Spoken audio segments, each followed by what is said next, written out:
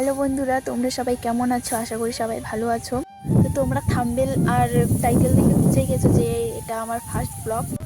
তো জানি না কি কেমন হবে। তো আমি আগে আমার পরিচয় দিয়ে দিই। আমি খুকুমণি সিং।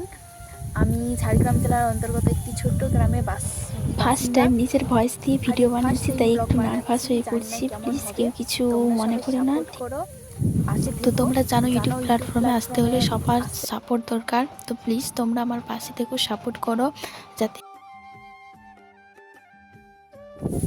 তো ভিডিওটা বেশি বড় বানাতে চাই না আমি, কারণ এটা আমার লাইফের ফার্স্ট ব্লগ, তো তাই তোমরা বলো। তো চলো, টাটা টাটা, সবাই ভালো থেকো।